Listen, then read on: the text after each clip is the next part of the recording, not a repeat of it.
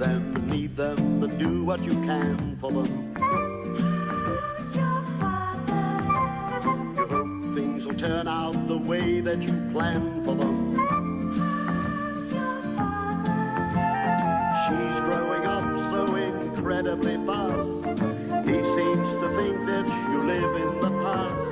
You can't really cope, but you hope it'll last a bit.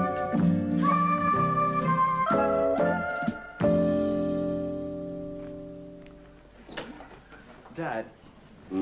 Dad, whose turn is it to tidy the kitchen? Now, don't tell me you're having another row with Shirley about that. Well, no, I wasn't, you see. That's the point. Wait, let's have a look at the duty roster. Here we are, what day is it? Friday. Friday. Monday, Tuesday, Wednesday, Thursday, Friday. It's your turn to tidy up the kitchen. You go and do it. Dad, I tried to do it, but Shirley said, would I please get out of her way? It's a woman's job and she'd do it. Oh, wait a minute. Let me get this right. You volunteered to tidy the kitchen. Shirley said she would do it. She's sickening for something. Well, it's either that or she's spent all her pocket money again. No, I offered her a pocket money only this morning. She said, no, Dad, you keep it. I'm trying to save.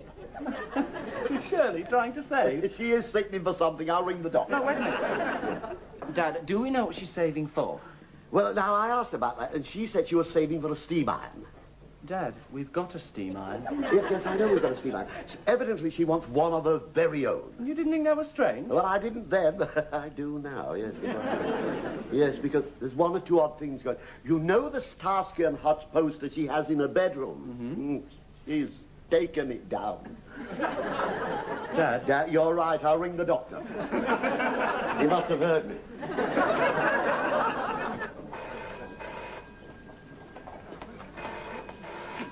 Hello? Who? Just a moment. Shirley! Hello, Angela, I'm in the bar. I'm sorry, Angela, but she's, what? Oh, you're not Angela. I beg your pardon, sir. Well, can I help you? Well, I am her father, yes. Would you mind if I ask who you are? You're the Reverend Goforth. Are you really? Well, you got a message. Well, no, I'd better write it down. If you don't mind, I'll write it down. The message is, it's not possible Easter, and you can manage June 12th.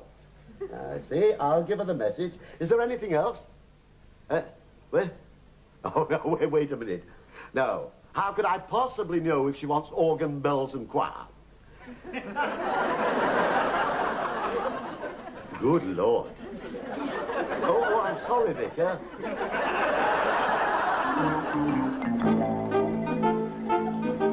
Have another one, Dad. Yes, have another one yourself. I already have.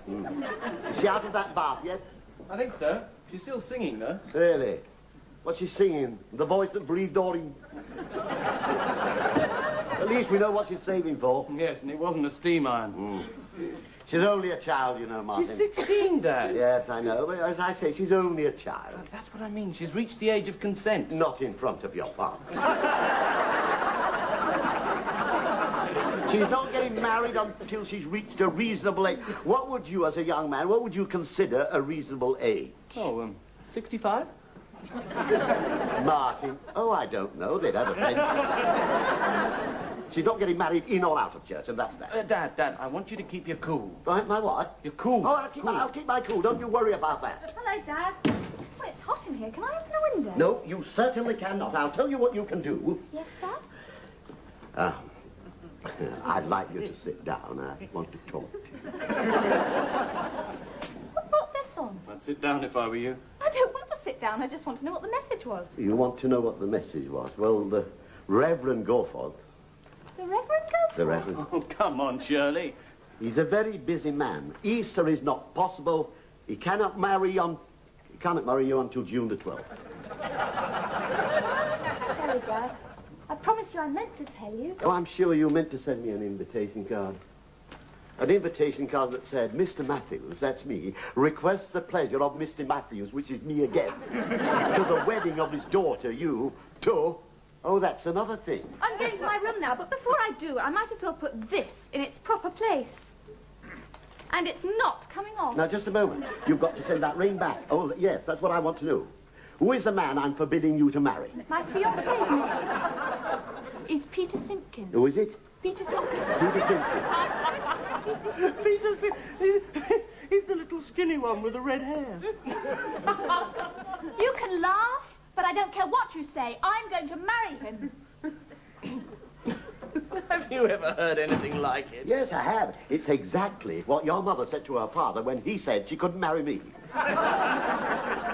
Now, you know, there's a lot of your mother in Shirley. Yes, there is.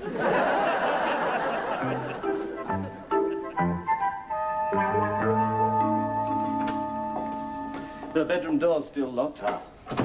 Wouldn't she let you in? No. Has she eaten anything? No. There's a sausage Mrs. She's eaten a sausage muffin. Dad, I had that on the way down. Oh. What are we going to do, Martin? We need advice. We need expert advice. There must be somebody. Well, I can't think of anybody. Well, there's got to be somebody. Oh, I can't face Mrs. Blacker this morning. Neither can I, not in one cold sausage. Well, no, that's not Mrs. Blacker. She never knocks. She always says, "Cooey, it's only little me." Oh, Mrs. Blacker, come in. Can I sit before I fall? Please, by all means, do whatever's wrong. I've had such a blow. Oh, it is a nasty blow, Mrs. Blacker. Not Mr. Blacker, I hope. Not unless he's upstairs in your Shirley's bedroom. What's our Shirley's bedroom got to do with it? That's where the blow came from. She's written me a letter, wrapped round a pot of cold cream and hurled from our window. Well, it makes you think it was intended for you. It was aimed at me. It's a very nasty blow. Get an ice cube for Mrs. Blacker. Oh, and wrap a drop of gin round it, will you, dear? You know, it was very nice of Shirley to write to you. What did she say in the letter? Well, you know me and your Shirley's writing. You try. Yes, I see. Dear Mrs. Blacker, I am a prisoner. Please ring 54540 and summon help. Would you throw me a cheese roll? No pickle. Isn't it strange? No, she's never liked pickle. Mr. Matthews, that letter is a cry from the heart. I mean, if you've locked that girl in her bedroom and she's turned to me for... Oh, thank you, Martin. I have not locked that girl in the bedroom. She locked herself in. Why? Because I said something she didn't like. Oh, what did you say? No. Then you must say yes, Mr. Matthews. Life is so brief and whatever she wants can't be that bad. She wants to get married. Well, there you are, little thing like that. At her age. Exactly what I said. Mind you, she has reached the age of consent. Not in front of Martin. And if he's a nice young man, yes, with good prospects and a decent car... He's a pimply 16-year-old with 1 O-level. But he has got a push bike. Oh, well then, it's puppy love. Poppycock. Exactly. You'll never believe this. They want to get married on June the 12th. June the 12th? June the 12th. Oh, but I'm booked for Butlins. Are you really? Yes, can't they make it the 19th? Well, one date is as good, but they're not getting married. Listen, I think I ought to go around and sort this Peter Simpkin out. Oh, fatal. Fatal, fatal, fatal. Why? What, why? Why? Well, you'll fan the flame. Oh. I mean, think of Romeo and Juliet. They were crossed in love, and look what happened to them. Oh, I think I understand you. What I mean is, if I say to Shirley, you can get married, she'll say, no, thank you, Dad, I don't want to. We've solved it. Well, it might take a little time. We've got till June the 12th. 19th? Butlins. I don't know if you've thought about it, but where are you going to hold the reception? I want a big wedding, Dad. A big... What do you mean by a big wedding? About 150 people. 150? Dad, it's all right. She doesn't know 150 people. I do, Martin. Look, there's all my form, there's all Peter's form, and really we should ask the staff, too. Well, wait a minute. Why do you want to ask the staff? Otherwise we won't get a present. The big problem is I really don't know what to wear. Oh, come on, Shirley. What do brides usually wear? White. Yeah. I can't wear white.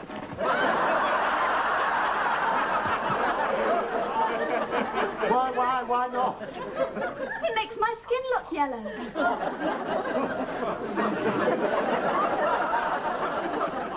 That's green. No, that wouldn't go with Peter's red hair. It won't go with Peter's black eye. Let's talk about your fiance's parents, Mr. and Mrs... Simpkin. Yeah, what does Mr. Simpkin do? Ah. Mr. Simpkin left Mrs. Simpkin when Peter Simpkin was born. There's a twist.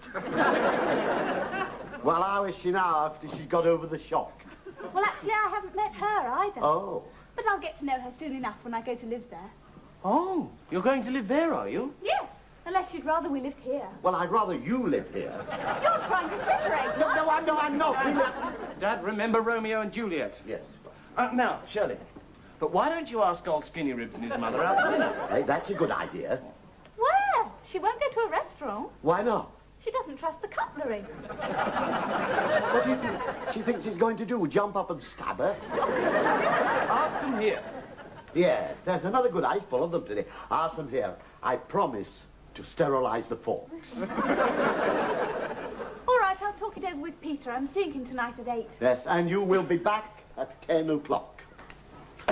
Dad, I am engaged to be married. All right, 10:30. Are you going to answer that? No. No, I thought... Have I given you my present list? Yes, twice. Well, would you add to it grand piano? Because Peter's very musical. Well, whatever you do, don't ever let him hear you sing. Honestly, brothers! Shirley, I'm afraid I've got some very disappointing news for you. If you've changed your mind... No! That was your fiancé's mother on the phone. Your fiancé, Peter, he's got a headache. Oh. And his mother won't let him come out.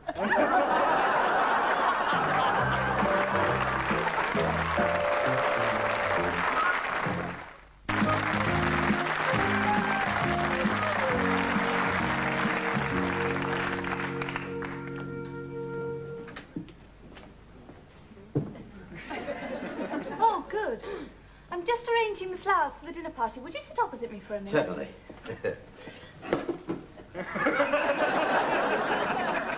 I was wondering if you'd do that. Do what? Move my arrangement. Ah, well, you couldn't see me, could you? No. That's because they're too high. I'll have to cut them out and... Stand up! All right, I'll stand up. I think it'd be far better if you cut the flowers down. I mean, you can't expect Mrs. Simpkin to stand up all night. You can't wear that.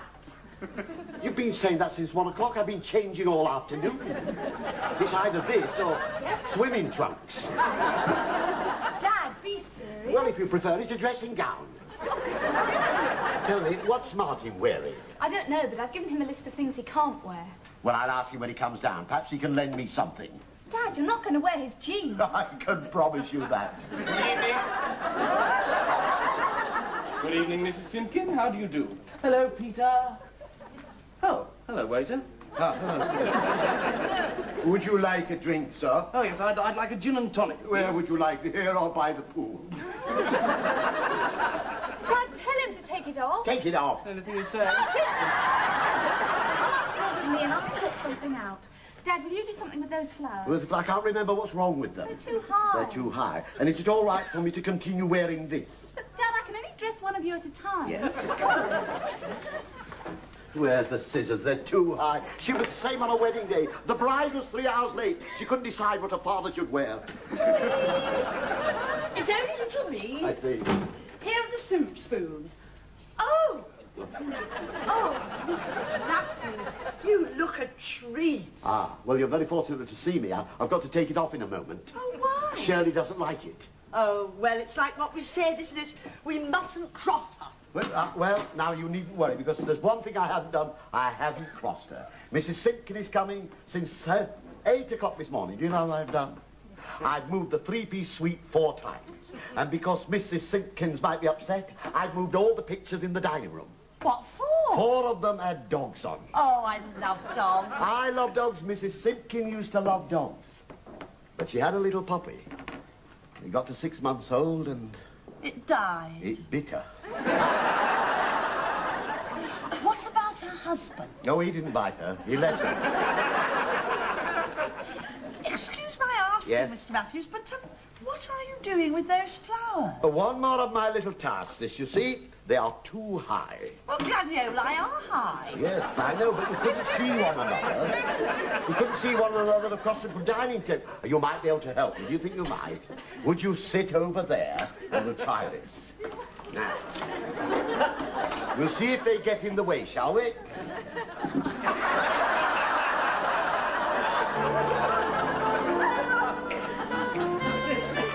I must have put on a lot of weight since I wore it last. I can hardly breathe in the... Would you like a drink? Yeah, what have we got? I've got everything. I'm not quite sure what Mrs. Simpkin drinks, you see.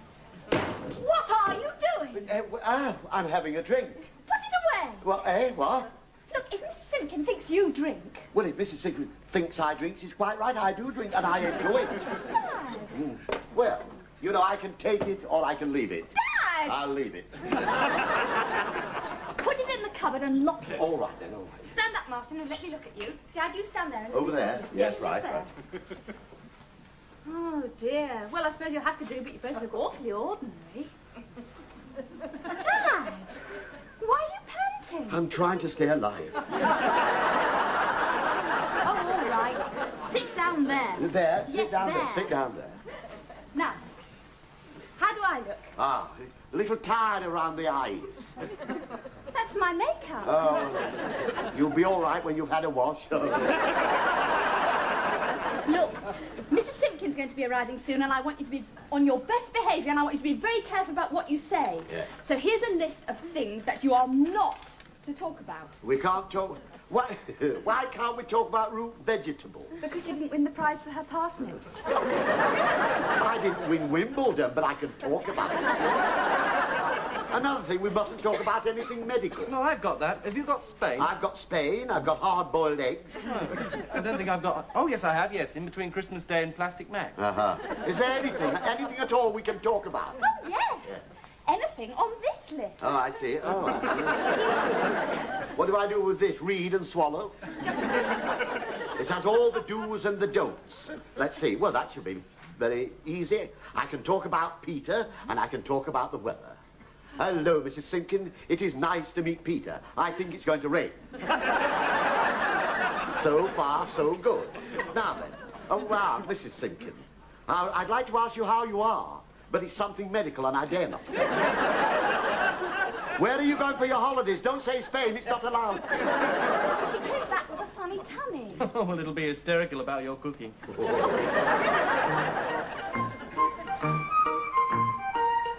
You know, Shirley, that was a really wonderful meal. Yes, great. There's some more if you'd like it. No, No, thank you. Peter didn't eat anything at all. Oh, you mustn't mind that, dear. Peter's not an eater, are you, Peter? Of course you're not. Anyway, he had a big tea before he came. He had a big tea before he came out. Oh, yes, my Peter thinks nothing of 3 fish fingers. 3 fish fingers? Why did you give him 3 fish fingers when you were coming out to dinner? Dad! Well, it's not on the list. I can answer. And I'd really like to know. Peter's pills. Peter's pills what? Peter's pills, Mr. Matthews. Oh. He has to take them at 6, and he has to have a meal before. It says so on the bottle. Oh, what a shame we didn't know. You could have come here at 5 and had a fish finger with us. We couldn't do that. Why not? You're forgetting Peter's rest. Peter, you don't want to rest, do you? Young, healthy lad like you. Oh, dear. Did you hear that, Peter?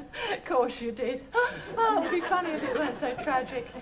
Have you told Shirley about your blood group? What about his blood group? Well, it's a long story, dear. Yeah, maybe we can discuss it over a cup of coffee. Why did you put medical on the list? No coffee for us, dear. Oh, really? It's no trouble. No, we prefer our herbal tea. Oh, I don't think we've... I brought the bags, boiling water, dear. I'll put the kettle on. Yes, you put the kettle on. Martin, you clear the table. Mrs. Simpkin, you and I will go over there and have a chat. You've overlooked my Peter. It's not very difficult. Yes. Why don't you stay with Shirley? You'd like to stay with Shirley. Oh, no, Peter would rather stay with me, wouldn't you, dear? Of course you would. Now, look, we'll go into and see if there's a suitable chair. Yes, all right then. Dad, don't upset her, will you? Of course not. You know me. Yes, I do. Well, tell me about Peter's blood. Oh, What's wrong? You haven't got an upright.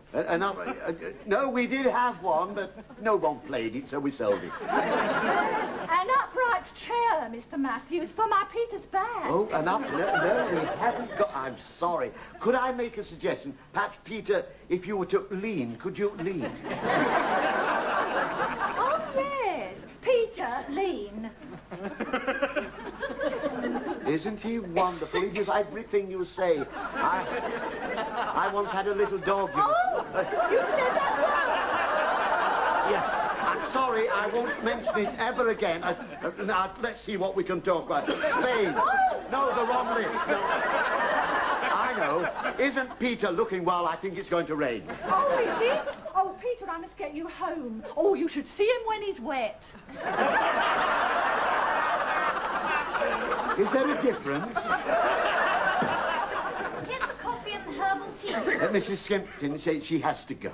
Oh, really? I've my Peter's supper to prepare.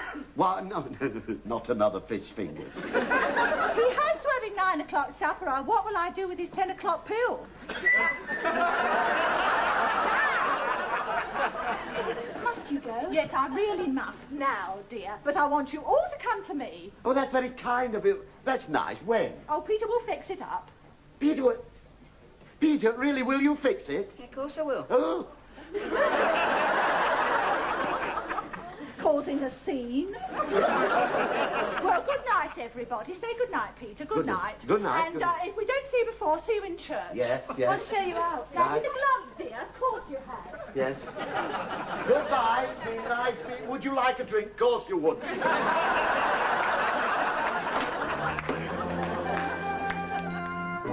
Write him a letter. I don't want to write him a letter. All right, then give him a ring. I don't want to give him a ring. Well, tell me, Shirley, what do you want? I don't know. I just don't want to marry him. Oh, well, I think you ought to let him know. If possible, before June the 19th. Look at it from his point of view. He's at the altar, standing there, well, shall we say leaning. It's just him, his mother, and the Reverend Gorford. Now, will you take this woman? Of course I will. Where are you? Upstairs doing your homework? Try hinting. How? Well, be subtle. Send him his ring back. Do I have to? Well, I think you should. What's wrong? My finger's gone green. Come on, Shirley, please ring him up, then we can get it over with and have the telly on. Martin, look, I can't just tell him, can I? I can't just ring him up and tell him. He worships me. He idolizes me. It would kill him. That'll be him now. Be kind to him. I'll try. Martin, I'm worn out. You've been terrific, Dad. Yes, maybe so. And I don't regret it. It's done the world of good, you know. She's matured. I put years on, but she's matured. Hey, what is it now? Creep, that little gingerhead creep. Well, she's not talking about a ginger-haired Romeo. I wouldn't marry him now if he begged me on his bended knees. Oh, good, then we can have the telly on, can we? He's jilted me. He's jilted me. Well, what did he actually say? He said, Shirley Matthews, I have thought about this in great detail and I have come to the conclusion, after all, that I cannot marry you. He said all that by himself. Of course he did. I don't know where I'm going to hide my face. They were all going to be bridesmaids, all my class. I don't know what to do. The shame, the humiliation, the degradation. I'm going. Now, wait a minute, Shirley, please. You mustn't do anything foolish. Where are you going? Get a sandwich. I'm starving. There you are, Martin.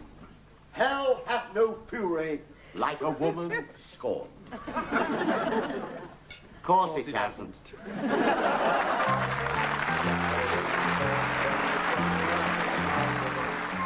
In How's Your Father at the same time next Monday, Harry holds very definite views on the school disco.